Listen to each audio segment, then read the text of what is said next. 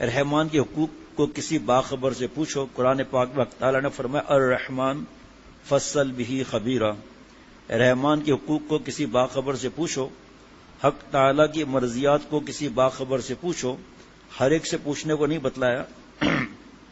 نہ یہ فرمایا کہ جس طرح چاہو عمل کرو.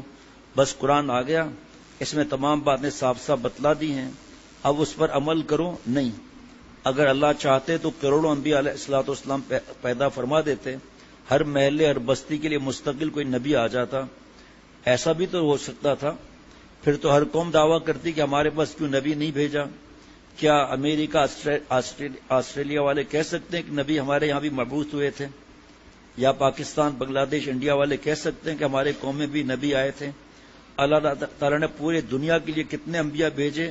1 کروڑ بھی نہیں. اچھا 50 لاکھ بھیج دیتے, ایسا بھی نہیں.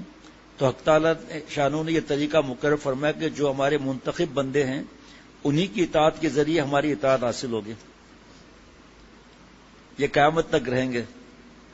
بڑے عجیب بات ہے, میں نہیں سمجھا سکتا. صاف بات بتاتا ہوں, بڑوں کی باتیں اللہ تعالیٰ نقل کرا دیتے ہیں. اللہ کا احسان ہے کہ اللہ عمل بھی کرا دیں. اللہ کا احسان ہے. آپ صلی اللہ علیہ وسلم نمونہ کس کے لیے؟ لقد کان لکم فی رسول اللہ اسوۃ حسنہ لمن کان یرجو اللہ. اللہ سے ڈرتے ہیں, آخرت پہ یقین رکھتے ہیں, اللہ کا نام لیتے ہیں. اور عرض آگے کرتا ہوں, ضرور آگے ہوگا, لیکن کیونکہ حضرت کا مزاج یہی تھا, اللہ اس کی نقل کرا دیتے ہیں.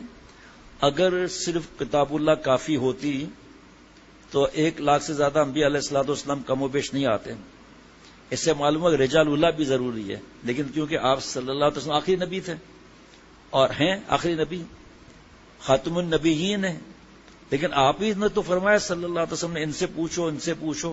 میرے بعد خلفاء راشدین رضوان اللہ علیہم اجمعین کی اطاعت کرنا. اصحابی کن نجوم بِأَيِّهِمْ مُقْتَدَيْتُمْ اهْتَدَيْتُمْ. میرے صحابہ ستاروں کے مانند ہے, کسی ایک کی اقتداء کرو گے ہدایت پا جاؤ گے. اب یہ واز ایسا ہے کہ آپ کو کیا بتاؤں, یہ دل چاہتا ہے بار بار پڑھیں, بار بار پڑھ. کتنے گمراہ لوگ ہدایت پا گئے جو کہتے ہیں ہمارا اپنا ہی معاملہ ہے. کس پیارے انداز سے فرما رہے ہیں کہ اللہ تعالیٰ ساری دنیا میں بھیج دیتے ہیں انبیاء علیہ الصلوۃ والسلام, لیکن نہیں, ایسا نہیں ہوا. نبی کی بات ماننے سے, انہی کی ہدایت پر چلنے سے اللہ راضی ہوں گے. لہذا یہ دیکھو کہ میرے نبی صلی اللہ علیہ وسلم کی زبان سے دین کی کیا شرح نکلتی ہے, دین کا کیا طریقہ ہے, وصول اللہ اور رضا الہی کا کیا طریقہ ہمارے نبی صلی اللہ علیہ وسلم بتاتے ہیں.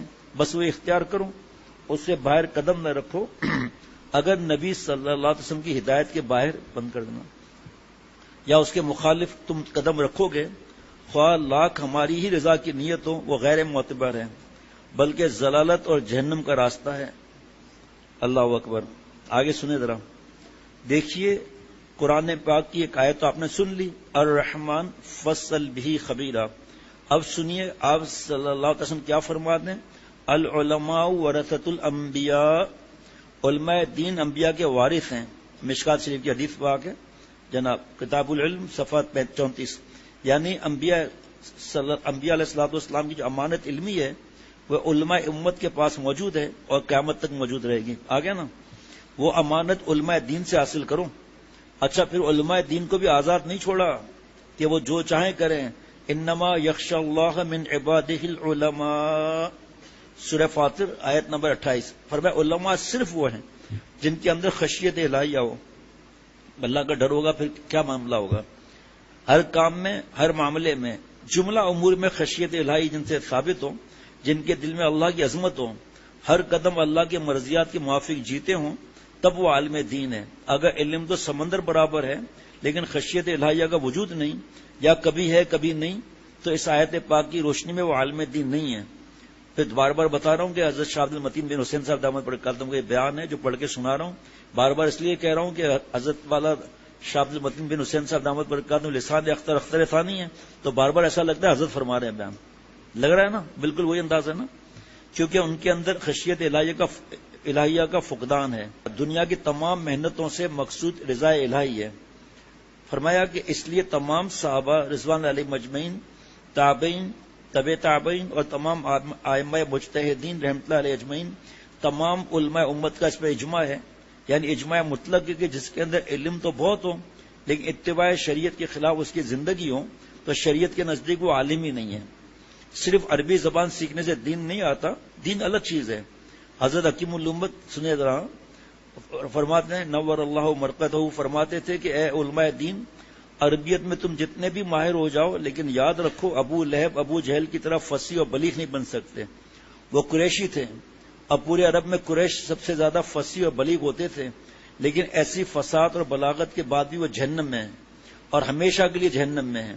لہذا اصل مقصود زبان نہیں، اصل مقصود عربیت نہیں ہے، بلکہ اصل مقصود ایمان ہے، اصل مقصود دین ہے، اصل مقصود رضا الہی ہے. تو اصل مقصود دین ہے، اصل مقصود رضا الہی ہے. الیوم اکملت لکم دینکم، یہ دین کامل ہے اور اللہ تعالیٰ اس کی قیامت تک حفاظت خود ہی فرمائیں گے. حدیث پاک میں صحیح مسلم میں اور جامع ترمذی میں ہے کہ قیامت تک اللہ جل شانہ کی طرف سے ایسے بندے دنیا میں ہوں گے جو کامل دین پر قائم رہیں گے، ان کو دین پر پوری استقامت ہوگی، انہی کے ذریعے سے اللہ تعالیٰ اپنے دین کی حفاظت فرمائیں گے اور اس اتباع شریعت کی برکت سے آسمان سے نصرت آتی رہے گی. آپ صلی اللہ علیہ وسلم نے کیا اطمینان دلا دیا کہ تمہیں گھبرانے کی کوئی ضرورت نہیں ہے. میں تو نہیں رہوں گا، لیکن تمہارے لیے ہر زمانے میں ہمیشہ ایسے مقتدی حضرات ہوں گے، خواہ وہ چھوٹی سی جماعت ہو جن کے ساتھ کامل دین ہوگا، وہ حق پر رہیں گے اور من جانب اللہ ان پر نصرت نازل ہوتی رہے گی اور ان کی دستگیری خود حق تعالیٰ فرماتے رہیں گے. جب انہیں حق تعالیٰ کی دستگیری حاصل ہوگی تو وہ ہرگز گمراہی کی راہ پر پڑ کر ہلاک نہیں ہو سکتے. اللہ اللہ. ایک راجہ جو ہے کسی ریاست کا مر گیا تھا بادشاہ عالمگیر کے وقت میں، تو اس کے جو وزیر تھے ہندو، یہ ہندو راجہ مرا تھا، اس کا بیٹا تھا، ابھی بڑا نہیں تھا اتنا، تو آپس میں انہوں نے جو منسٹر تھے انہوں نے کہا کہ ہم حضرت عالمگیر رحمۃ اللہ علیہ، ہم تو ادب سے نام لیں گے، حضرت عالمگیر رحمۃ اللہ علیہ کے پاس چلتے ہیں اور ان کو کہیں گے ہندو راجہ کا بیٹا ہے، اس کے نام پر آپ ریاست لکھ دیں اور اپنی طرف سے کوئی آدمی مقرر کر رہے ہیں، ہم لوگ ایمانداری سے چلتے رہیں گے، جب یہ بڑا ہوگا اس کو ہم حوالے کر دیں گے، سارے رائٹس تو ان کے پاس ہوں گے. سب چلے، راستے میں ہندو لڑکے کو سمجھاتے گئے، چھوٹا سا، بادشاہ عالمگیر یہ پوچھے تو یہ جواب دینا، یہ پوچھے تو یہ جواب دینا. جب محل نزدیک آیا تو اس لڑکے نے کہا کہ اگر بادشاہ کچھ اور پوچھے پھر آپ سے پوچھوں گا. یہ وزیر حیران ہو گئے، ہنسنے لگے، یہ تو بڑا تیز نکلا بھائی. حضرت عالمگیر رحمۃ اللہ علیہ حوض پر غسل فرما رہے تھے، تو انہیں بتایا ہندوؤں نے آ کر، تو بادشاہ عالمگیر رحمۃ اللہ نے کیا کیا کہ بچے کو پکڑ کر ہندو کو کہا تجھے حوض میں پھینک دوں، سوئمنگ پول میں پھینک دوں. تو لڑکا ہنسا تو بادشاہ عالمگیر رحمۃ اللہ نے فرمایا کہ یہ تو پاگل ہے، اس کو کہاں سے ریاست لکھ دوں، یہ بیوقوف کو میں کہہ رہا ہوں تجھے پھینک دوں، کیا ہنس رہا ہے. کہا بادشاہ سلامت، آپ کا اقبال بلند ہوتا ہے، آپ مجھ سے پوچھے نا میں کیوں ہنسا. کہا آپ تم بتاؤ کیوں ہنسے. کہا آپ کسی کو انگلی پکڑنے سے کوئی کچھ نہیں کر سکتا، چہ جائے کہ میں آپ کے بازو میں ہوں تو ڈوب کیسے سکتا ہوں. اس پر حضرت نصیحت فرماتے تھے کہ اللہ کی رحمت جس پر ہوگی اس کا کیا معاملہ ہوگا. اس پر حضرت رحمت اللہ جو بات یاد آئے گی اس نام سے بتاؤں گا انشاءاللہ تعالی. حضرت رحمت اللہ علیہ فرماتے تھے کسی بلی کے گلے میں پٹا ہو، اس پہ لکھا ہو کہ پرائم منسٹر کی بلی ہے، چھچڑا دکھا سکتا ہے کوئی؟ تو اللہ اپنے عشاق کے دل میں بھی ایک پٹا ڈال دیتے، ایک اپنے عشق کی ایک رسی ڈال دیتے ہیں کہ جہاں اللہ کھینچیں گے وہیں کھینچتا چلا جائے گا، کہ ہمارے اندر کچھ بھی نہیں ہے، ہمارے جیب و گریما میں کچھ بھی نہیں ہے، اللہ ہماری گردن میں تو آپ کی رسی ہو آخری سانس تک، جہاں ہم کھینچے ہم چلتے چلے جائیں. واہ واہ واہ واہ. بادشاہ ہاتھ پکڑے ہوئے تو ہرگز ڈوب نہیں سکتا. تو پیغمبر علیہ الصلوۃ والسلام جو فرماتے ہیں کہ قیامت تک ایسی جماعت رہے گی جس کی حق تعالی شانہ خود دستگیری فرماتے رہیں گے، پھر یہ حضرات کیسے ڈوب سکتے ہیں، کیسے ہلاک ہو سکتے ہیں؟ گھبرانے کی کوئی بات نہیں. ہمارا کام ہے حق پر قائم رہنا اور حق پر جینا، حق پر مرنا، سرے منہ سے نہ ہٹنا ایک بال برابر بھی انشاءاللہ تعالی. اصل بات تو یہ ہے کہ شریعت سے ہم لوگ ہٹ گئے ہیں. جناب صحابہ رضوان علیہم مجمعین، تابعین طب تابعین رحمۃ اللہ علیہ کی نظر میں خشیت الہی کا مقام، یہ تعویل وہ تعویل، یہ مصلحت یہ حکمت، ایسی ایسی مصلحتیں ہم لوگ سوچتے ہیں، ایسی ایسی حکمتیں سوچتے ہیں جو شریعت کے خلاف ہیں، قرآن پاک کے خلاف ہیں، حدیث پاک کے خلاف ہیں، اکابر امت کی تحقیقات کے خلاف ہے. یہ حکمت نہیں، یہ سب جہالت کی باتیں. اتباع شریعت کے آگے ہم کچھ نہیں جانتے. اب دیکھو ایک آدمی بظاہر محدث، فقیہ، مفتی، مفسر ہے، ادیب، فصیح، بلیغ بھی ہے، سب کچھ ہے اور تمام امت کے اندر بہت ممتاز ہے، لیکن عمل شریعت پاک کے خلاف نماز بھی ٹھیک سے نہیں پڑھتا، روزہ بھی نہیں رکھتا یا نماز تو پڑھتا ہے، سب اعمال شریعت کے موافق ہے لیکن غیبت کا عادی ہے، شب و روز مستقل غیبت میں مبتلا رہتا ہے، یا بد نگاہی بد نظری کی عادت بہت پختہ ہے، یا گھر میں پردہ شرعی نہیں ہے، تو قسم بخدا وہ عالم دین نہیں ہے۔ صدیق اکبر رضی اللہ عنہ کی نگاہ میں وہ عالم دین نہیں ہے، عمر فاروق رضی اللہ عنہ کی نگاہ میں وہ عالم دین نہیں ہے، حضرت عثمان و حضرت علی رضی اللہ عنہما کی نگاہ میں وہ عالم دین نہیں ہے، حضرت حسن بصری رحمۃ اللہ علیہ کی نگاہ میں، یعنی وہ صحابہ رضوان اللہ علیہم اجمعین، تابعین اور طبع تابعین رحمۃ اللہ علیہ اجمعین کی نگاہ میں عالم دین نہیں ہے۔ خشیت الہی کا ایسا معاملہ ہے۔ حضرت شاہ ولی اللہ محدث دہلوی رحمۃ اللہ علیہ قول زرعی، ابھی آزاد کشمیر کے ایک مہمان تھے، دو، ایک تو برطانیہ کے، ایک آزاد کشمیر میں رہتے ہیں، مظفر گڑھ یا مظفر آباد جو بھی وہاں رہتے ہیں، تو کل آئے تھے، میں نے درخواست کی تھی کہ کھانے پر آپ آئیں کیونکہ کل ان کی فلائٹ ہے۔ ماشاءاللہ ایسے موسم میں بھی آ گئے تھے، ابھی گئے عشاء پڑھ کر۔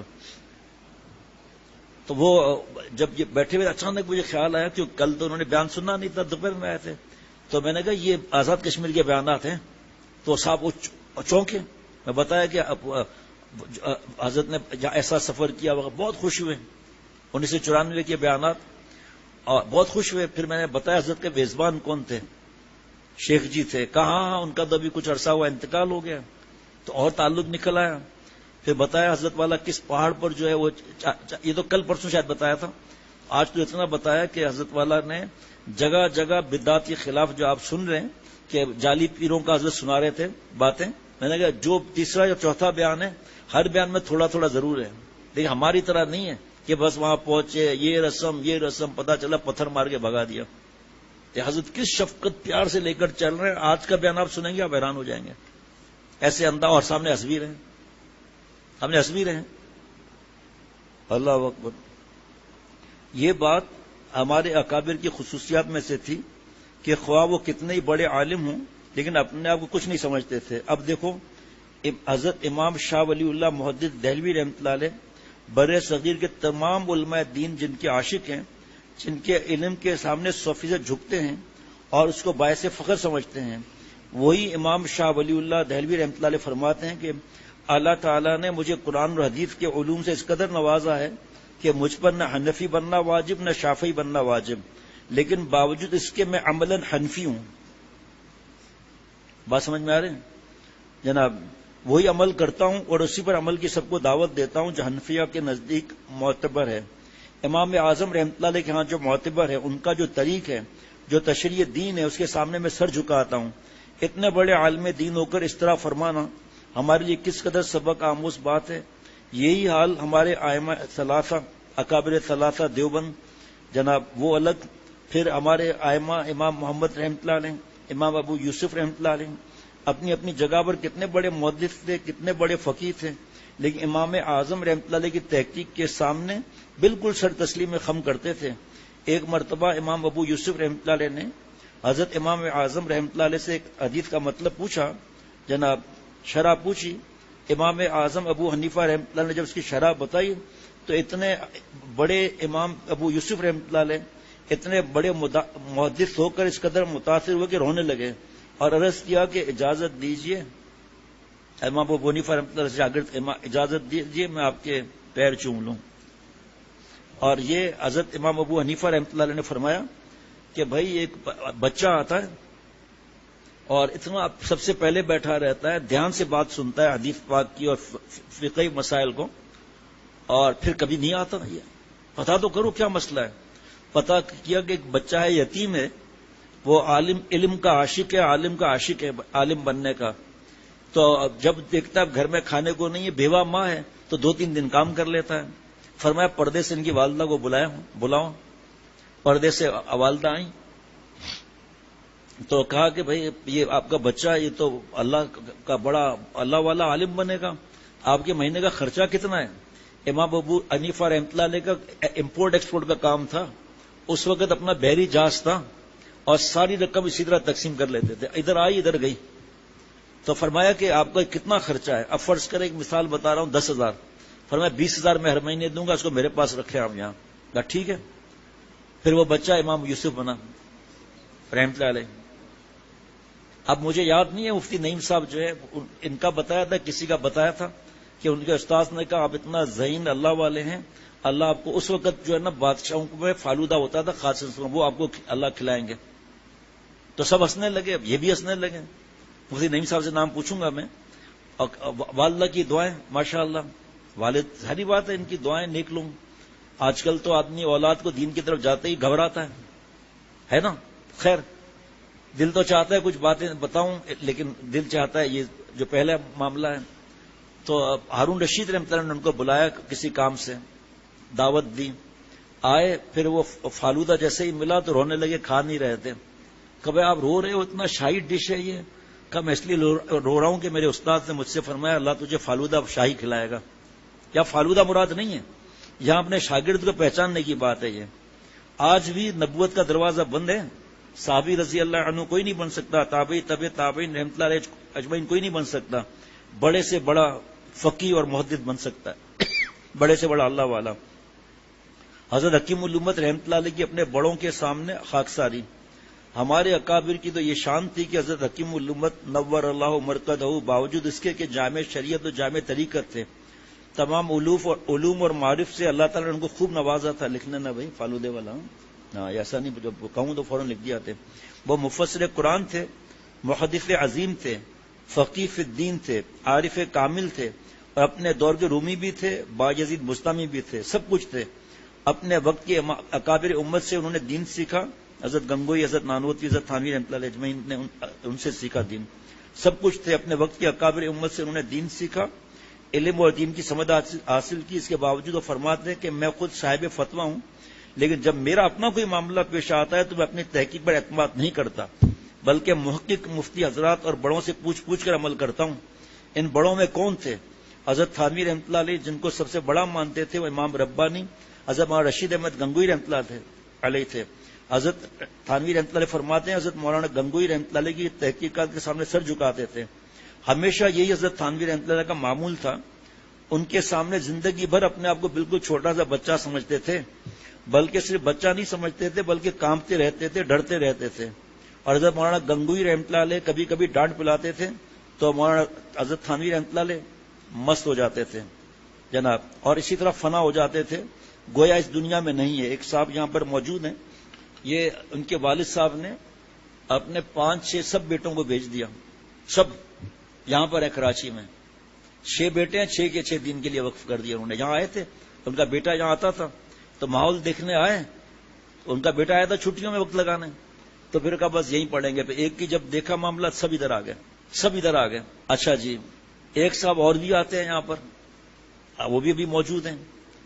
تو ان بھی چھٹیوں میں انہوں نے کہا میرے حالات ایسے ہیں، میرا جو بھی فلاں بڑے ہیں نا، یہ ان کو اعتماد نہیں ہے کہ کوئی اللہ والا بھی ہے اور اصلاح وغیرہ کا کیا معاملہ. تو میں نے ان سے کہا کہ آپ یہ کتاب رکھ دینا وہاں، بس. وہ عالم بن رہے ہیں، وہ بھی عالم بن رہے ہیں.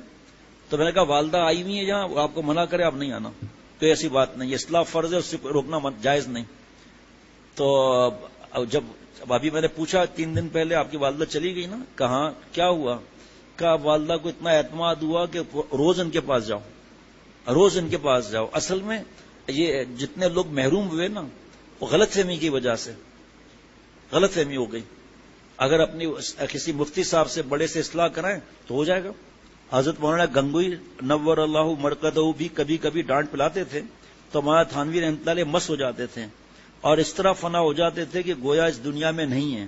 ایک مرتبہ حضرت تھانوی رحمۃ اللہ علیہ نے کچھ پوچھا.